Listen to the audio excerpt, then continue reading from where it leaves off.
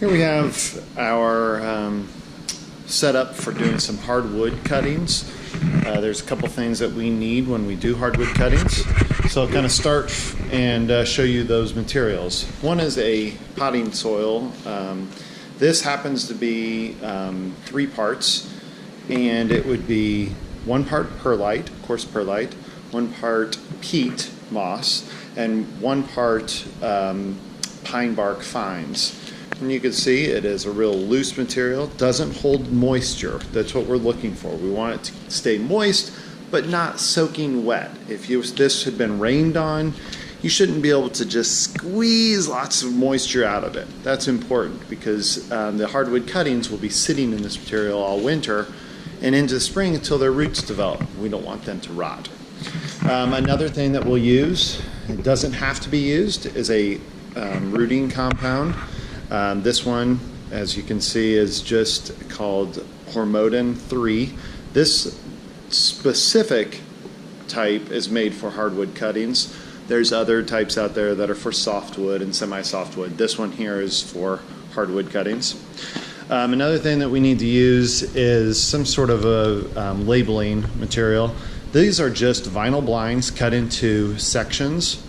And then this here is a Sharpie, an oil-based Sharpie, which I find works really well. It'll last about 2-3 years in the outside, so and when you write on the vinyl tag, you don't have to worry about the the marker fading off. So again, this is oil-based. I would probably try to look for the oil-based Sharpies. You can find them at art supply stores or craft stores. Another thing that we'll use will be at the end, after everything is potted up, is just a fungicide like this. This is called Captan, and we'll use this as a soil drench. So we'll get everything potted up, and it will be just put down as a soil drench. And then we let nature take its course. And let me show you what we'll do next.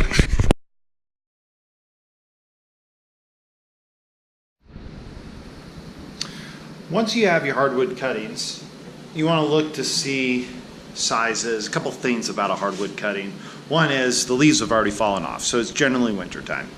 Second is you want, this is a little better example, these little bumps on the sides, we call those nodes. This is the top, this is the bottom here. You can see at the bottom, it's a little bit green. That tells you that the branch that looks dead is alive. I like to have at least 3 nodes. This one has 1, 2, 3, 4, 5, 6, and 7 right there. It's really kind of 3 is probably the minimum, or up to this many. This is about 4 inches long. When you make your cuttings, you want to cut right below a node. That generally is the best method to use. Another thing that can be done is you can wound a cutting. You want to make about a 1/2 inch to 1 inch slice along the side, just a scratch, sort of like that. That sometimes will help it root later on when things start to warm up in the soil. You can see just how that wounding goes. Just a scratch. You can use your fingernail like that. But for the most part, just wounding it. These are kind of a little bit more of a wound than I need, but you get the idea.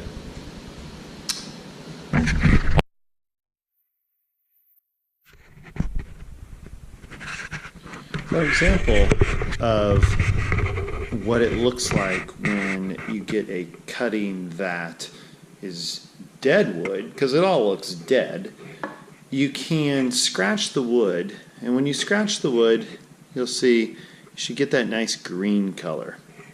If you get a cutting that when you scratch the wood, there is no green. In fact, it's brown all the way through. You'll know that that piece of wood is actually a piece of dead wood. It's not going to produce any kinds of roots. So something to keep in mind, because it all looks dead as you go through, and if you're making your cuttings and you scratch it or you cut the ends and the ends are not green,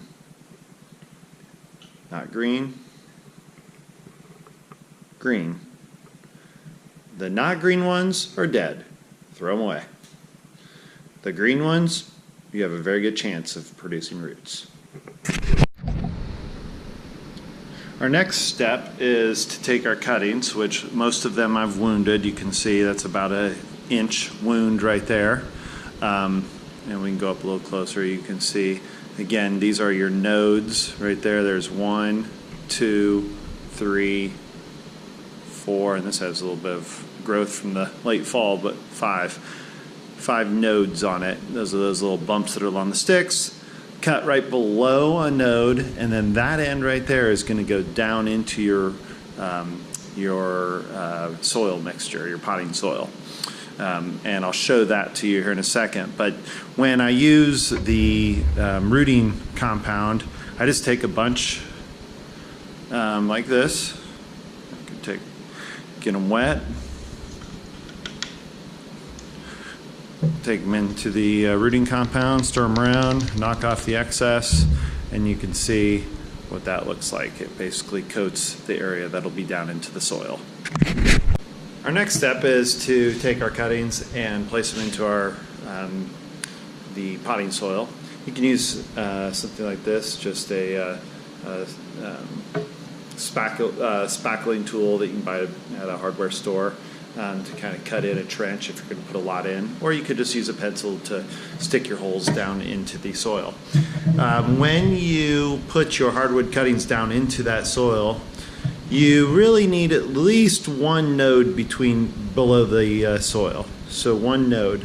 I like to go, maybe 1 inch to 2 inches down into the soil. I don't like it to be, if you're doing these in a pot, I don't like them to be down towards the bottom of the pot. That mixture tends to stay a little bit more moist, and there's a chance you could get a little more rot. So I do like to have them in the top half of the rooting material. So anyways, when you put them in here, you just kind of stick them in.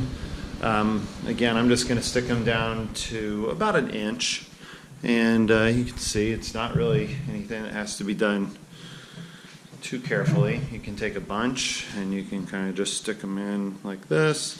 Hardwood cuttings are very simple to take care of. You don't have to treat them with a lot of care. They will pretty much just do what they do.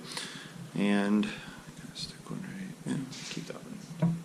And once you have them in this trench, you can just kind of take the soil, tap it in along that, tamp it down so that it's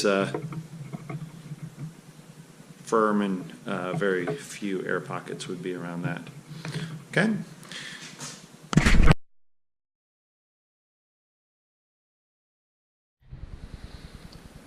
After you have your cuttings in there, you want to make sure you put your labels along where the cuttings are. You can see I have several different cuttings in here.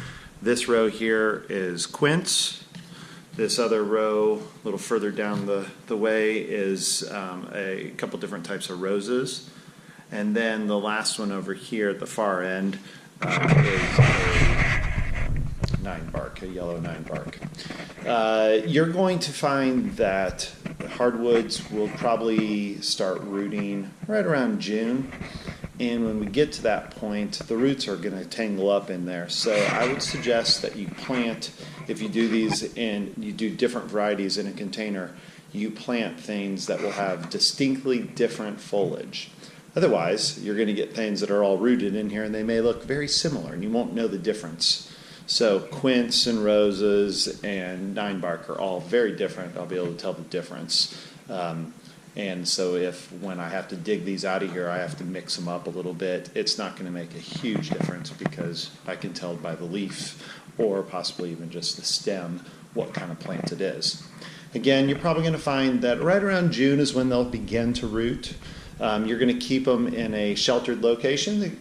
Outside, right now I'm doing these in a garage, but you want to put these outside, a shaded area so that the ground will stay frozen. You don't need to worry about watering.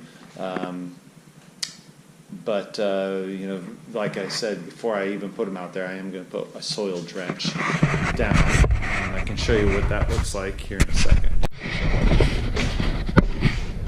And again, that soil drench is that Kapton and we just kind of pour it down along each row, just like this, just enough to go up and down, and that's all you're doing. At that point, we're all finished. Put them outside. You live in an area where it freezes all the time. This is going to freeze up very quickly, and again, hopefully around June, you should have some success. You probably find that you'll have anywhere from 50 to upwards of 90, maybe 95% success with hardwood cuttings. They're very easy to do, and very little care is needed until they begin to put leaves on. When spring rolls around, check the soil medium, see if it's dry. You don't want it to be dry, you want it to be moist. So it's not something you have to water every day, but just check to see if it's retaining a little bit of moisture. If it is feeling like it's drying out, give it a quick water, and that's it. After all, it's just something to do during the winter time. See if you can pass the time and have some success with it. Here's an example of some evergreen cuttings that were done. Evergreens are typically done late fall through the winter. Again, they're evergreens, so they're going to be green, but they're not putting a lot of growth on it this time of year. They're really just kind of dormant. One thing that they can benefit is something called bottom heat. And if I move this tray away, you'll see there is a special kind of heating pad, not one that humans use for sore muscles, but a specific heating pad that's used for plants or starting seeds. It's hooked up to a thermostat. You can see here that it's going to keep the temperature. This one here is keeping it, it's registering at 68 degrees, and I have it set to keep it at 70. So when it reaches 70, it will shut off until it drops below, and then it turns it back on. You can probably do cuttings of evergreens without bottom heat, but this is just something that can increase your success rate with them. There are a bunch of different kinds of false cypress in here, and they, again, probably would benefit from some body heat. The bottom heat can be applied for about 2 weeks, and after 2 weeks, they, again, will go outside and be with all the other cuttings. The soil medium will freeze, and when spring rolls around, they'll begin developing calluses on the bottom part of the cuttings, and hopefully we'll have some success with the roots beginning to form on there.